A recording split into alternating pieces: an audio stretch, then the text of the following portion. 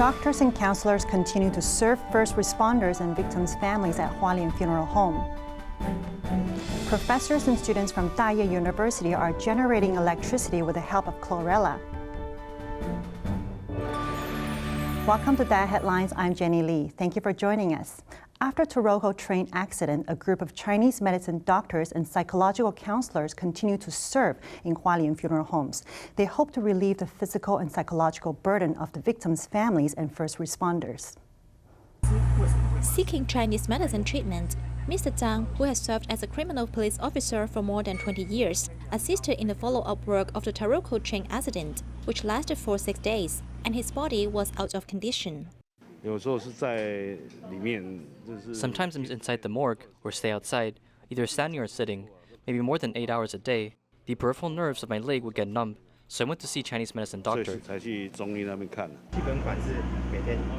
Fu Jiaoling, who is a Chinese medicine doctor, started providing medical service at the funeral home from the second day of the accident and found that the symptoms of the patients began to change. When I came to serve on Sunday, their symptoms were quite similar, that is sore shoulders and sore necks. But today there is back soreness, numbness in the left foot, tennis elbow or gastroesophageal reflux, and there was some dizziness as well. Embracing and encouraging each other, the two volunteers who continued to serve at the Hualien Funeral Home after the Taiwan Railways accident were finally relieved. As time passes, people's trauma will be deeper, so we started with the way of group counseling. If we find that there is someone with inner depression or sadness, we will then refer him to a psychiatrist. The Health Bureau stated that long-term psychological counseling will be provided to the first-line rescuers so as to help them get out of the trauma. The tragic accident of Taroko Express leaves Taiwan's east coast traumatized. The distance from Taipei to Taitung is 400 kilometers. The ticket is often high in demand, resulting in some passengers standing for the journey. The 408 Taroko Express sold 120 unreserved tickets. As people push for Taiwan Railways privatization, some wonder if this would really solve the problem.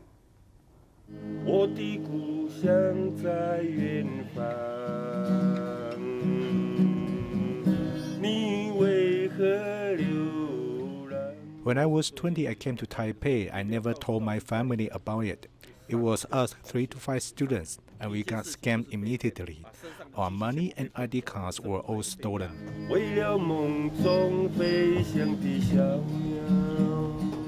Under the olive tree, Hualien sang a song of drifting north as he drifted to Taipei for 30 years. Every time he talked about his hometown Taitung, tears streamed down his eyes.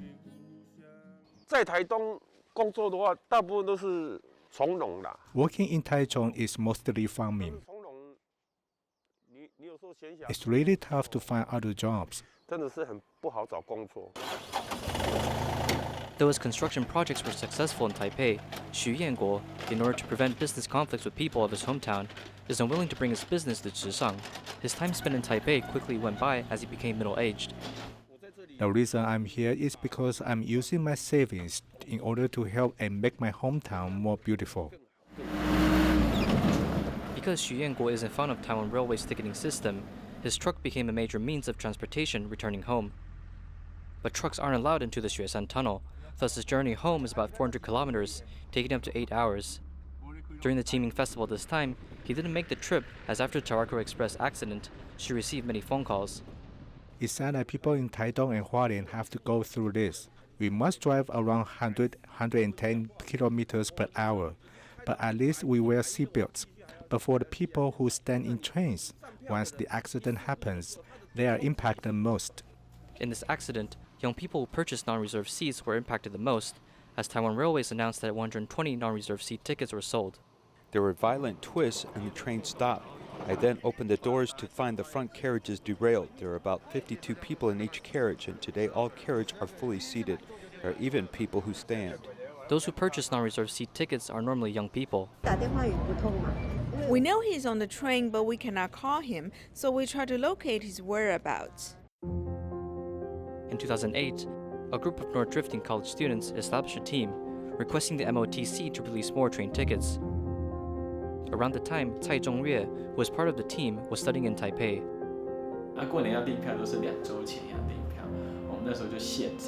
On Lunar New Year Eve, we had to buy tickets 2 weeks before. At that time, we could get tickets at around 6 a.m., so we opened a press conference at 5 a.m. in front of Taiwan Railways front door, and around 6:02 a.m., the tickets were all sold out. In 2012, youth from Hualien and Taitung asked the government to remove non-reserved seats. In 2013-2014, everyone talked about Chinese tourists taking our train tickets, but now they're gone. Tourists from Taiwan started to do the same. Afterwards, a real name system was introduced, so it's safe to say that after 2008, there have been multiple attempts to reform the system. From 2008 to now, Taiwan Railways expanded their seating capacity of Eastern Region trains to 10,000 a day. But on holidays, tickets are impossible to purchase. Since the fast Taroko Express and Puyuma Express are unable to add carriages, Taiwan Railways can only sell non-reserved tickets. Many people are willing to stand throughout the trip. 某种程度的根本知道是，如果人的离乡的人潮永远都是这么多的时候， If there are many people leaving their homes, there should be the same number of people returning home. And along with tourism, it's crucial to build a system that can contain this volume. At this moment, the transforming of Taiwan Railways to privatization became a major topic of discussion. 工程是有独立工程局。 The construction is conducted by the Railway Bureau, so it's obvious that their SOP encountered some problems. If Taiwan Railways is privatized, they still have to deal with the construction, therefore the problem is still here. As drifters from the eastern parts of Taiwan felt desperate, the most severe accident in 70 years of Taiwan Railways had not only traumatized people, but it increased the voices of Taiwan Railways reform. In Jilong, a second-hand assistive device platform provides equipment to people in need. Besides provision, volunteers also make regular visits to maintain the condition and quality of the equipment. Recently, volunteers made their way to New Taipei City's Pingxi district to provide new devices to Senior Zhang and Mr. Ling. 81-year-old senior Zhang lives alone in Pingxi as he suffers from diabetes for years. He also had to control his own blood sugar and oxygen saturation. Due to this, in January, volunteers provided him with a medical oxygen generator, but this wasn't utilized much since he couldn't handle it. Actually, it's tough for seniors to live alone. We will do our best to provide helpful devices in order to let him improve his quality of life and further enhance his physical condition. In March, besides inviting team members to help, volunteers also invited vendors to check on the medical oxygen generator's status. While they're there, correct use of the device is also being taught to the seniors. Because he has diabetes, the more he lies down, the worse his condition gets.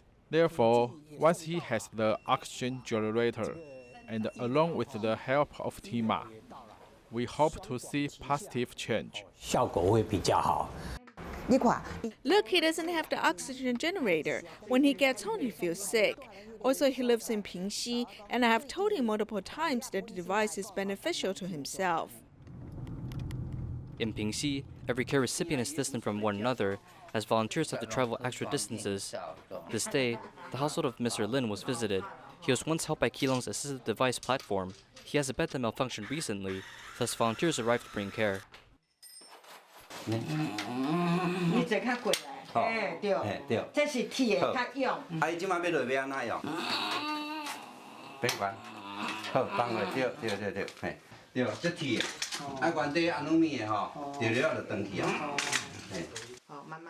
Mr. Lin, living with his mother, is taken care of by his mother. Volunteers not only visit him to change up his equipment, but teach proper living ideals. We help you to let you feel better, but one day you must help and bless yourself.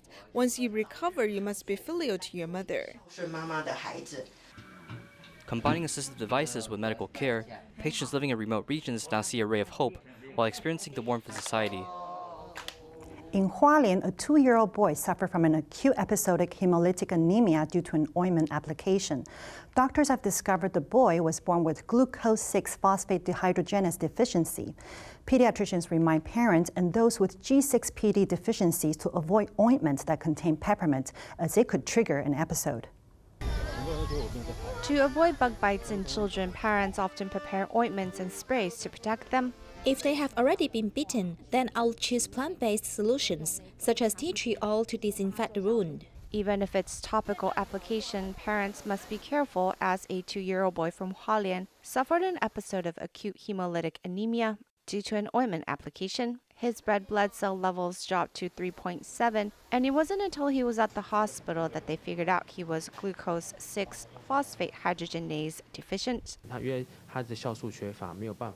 The deficiency doesn't protect the red blood cell like normal, and the red blood cells break apart, causing hemolysis, which can lead to hemolytic anemia. Symptoms can include fatigue, paleness, jaundice, or dark, tea-colored urination.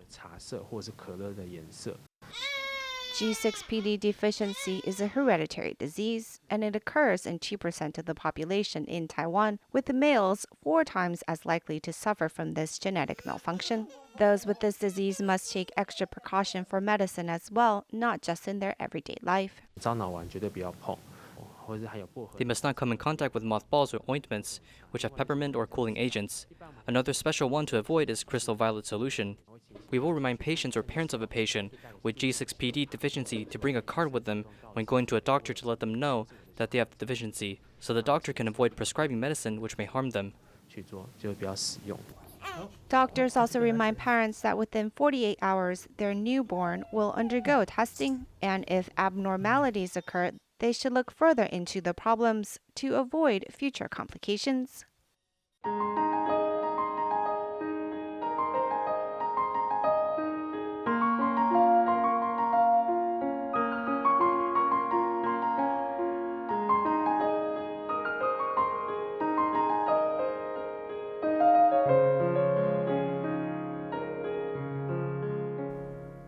A team from Dayeh University is developing an innovative form of green energy. The team is led by the assistant professor Wu Jianyi. He and his students try to produce electricity with chlorella and sludge. Through microbial anaerobic effect, these microorganisms can generate electricity while purifying the water source. At Dayeh University's laboratory, researchers set up their equipment as 2 things will be added into the experiment. This side, black water is removed, and on the other side, green water is being removed. To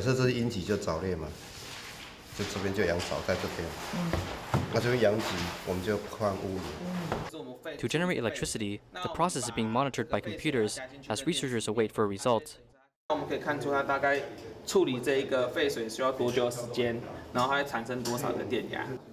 Using microorganisms in the process of anaerobics, the team underwent 3 years of research, filtering over 60 types of chlorella in order to successfully generate electricity. It's tough because chlorella is different from normal bacteria. It took us quite a while to find the most suitable one. A single bacteria, if left unattended, may disappear, and thus we have to restart our process. During the process of generating electricity, chlorella can also purify the water source, as the technology hopes to find use in the near future in public park ponds or waste purification processing areas. When the space is large, we can use large amounts of microcurrents, collect it, and store it for further use. Renewable energy is becoming a global trend. Not just green energy, but most industries shift their focuses to clean, zero-pollution energy.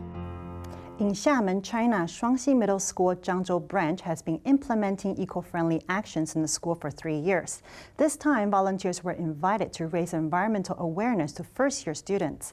The volunteers hope the students could use the knowledge and bring their families to action. Take a look.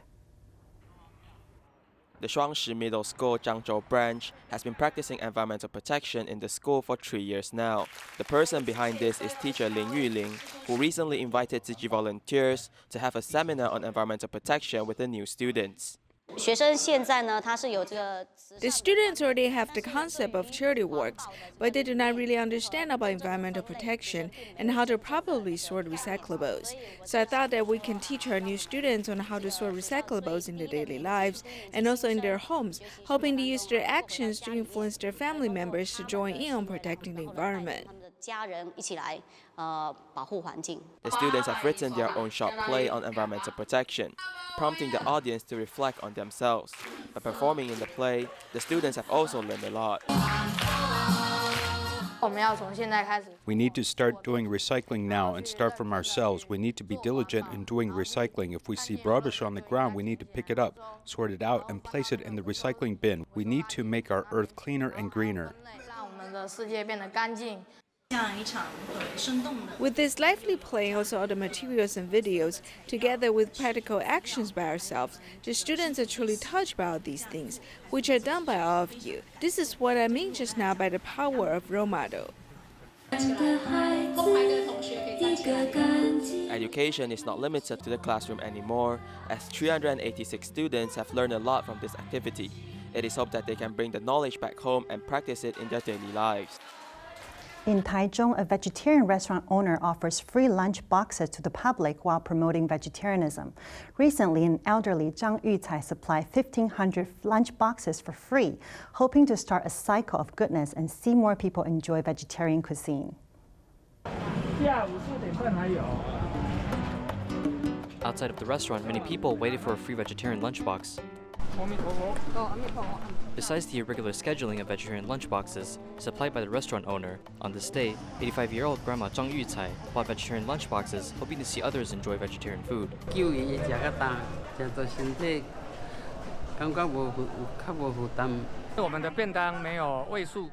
We do not use MSG, soy sauce, and preservatives in our food.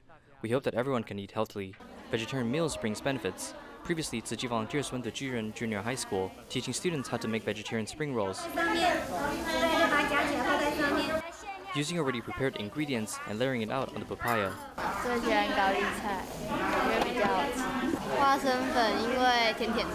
The delicious spring roll is crafted with seasonal vegetables, as it is natural and healthy. Vegetarianism is simple and healthy. This is what we want the children to know and feel. Trying out vegetarian cuisine, one might discover a whole new world of delicious food. In Tainan, 80-year-old self-taught artist Granny Guo Fumei learned art when she was in her 60s. Her painting style conveys simplicity and warmth. She was invited to host an art exhibition displaying her works on the themes of everyday life. Anping Old Fort, Anping Tree House, and Qimei Museum. Can you guess where the paintings lead us to? It's hard, I can't even draw a horse, but if I imitate too much, it deviates from my style. Tainan housewife Guo Fumei started her drawing career since her 60s. Without proper training, she is talented and bold with colors. A professor told me that I'm bold with colors, since the color green is often avoided by artists, but I'll use it. If I like the color, I'll use it.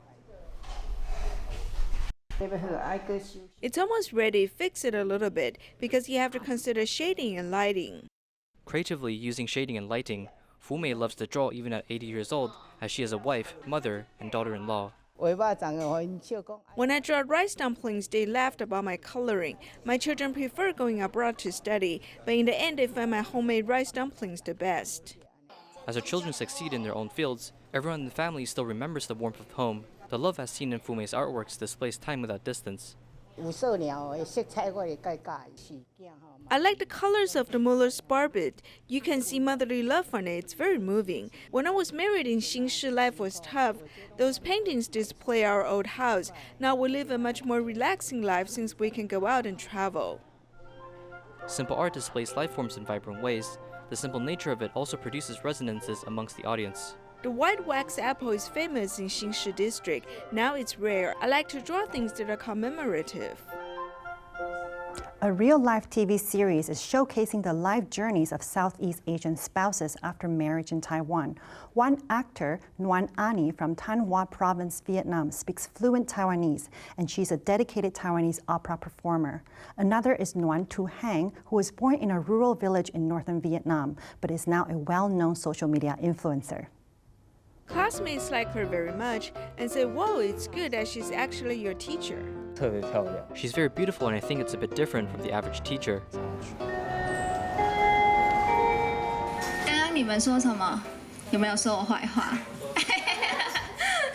A university lecturer with sweet appearance and a slight accent. 台湾有董同，对不对？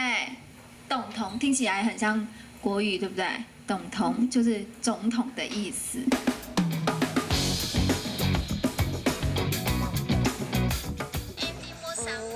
When I was skimming through Facebook, I saw someone recommend this. I just thought this internet celebrity is very cute, and I wanted to keep watching.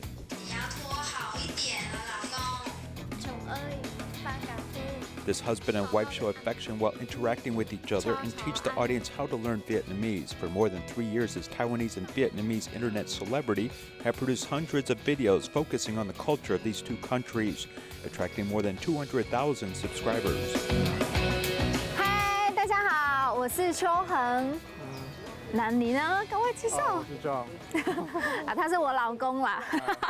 When she was 5 months pregnant with her first child, her husband thought she was funny and lively in front of the camera. 哇，这边有超多鱼耶！ Well, there's a lot of fish here, and the Vietnamese word for fish is actually very simple. It's just one sound, ka. But I used to be an international student, so there are actually a lot of Vietnamese students who chose to come to Taiwan because they saw my video. 看到我的影片。 When she was young, her mother came to Taiwan, and Tu Hang followed her over to study abroad. After graduation, she married and settled here. The relationship between mother-in-law and daughter-in-law became an unexpected neighborhood story. 就是他看到我呢。 It was a friend of my mother-in-law who saw me and kept going back. It was either your younger sister or younger brother. 对，就是他一直夸说，就说。 She told us that her son married a Vietnamese woman. Fortunately, she is persuading relatives that the children of relatives to also have Vietnamese girlfriends. 亲戚的小孩也是有越南女朋友之类的。介绍一下，这2位越南的姐妹是那个秋人在网络上帮剧组找来的临时演员，对不对？ Another person who transferred from the internet into drama is Win Annie, who has been married in Taiwan for more than 15 years. She interprets the real life of the new immigrants in Taiwan. She looks like an actor, but is also affectionate and appealing to many who pass by. The performance hopes to speak of the aspirations of new immigrants. We hope Taiwan society will not discriminate against us, and we are very tolerant and loving of others. Leading this family theater troupe is part of Annie's obsession with Taiwanese opera, which began as a child. She married a Taiwan person and has become a sort of Vietnamese version of Sun Cui Feng. 一点红，大家都用台语讲，然后我用越南拼音写起来，然后用背的。 演艺圈这一块。 In the entertainment industry, I'm very grateful to the Taiwanese for their tolerance and care for new immigrants. I appreciate Taiwan's concern as we are given the opportunity to develop here today. 在做的过程当中，我们发现 In the process of doing this work, we found that we seem to have a sense of responsibility. That is, we hope that people on both sides can understand each other better. 可以互相的了解彼此。 Breaking through language and cultural barriers, whether through traditional media or the internet, both of these new immigrants in Taiwan are using their unique personal charms to create new cultural life in this melting pot of a nation.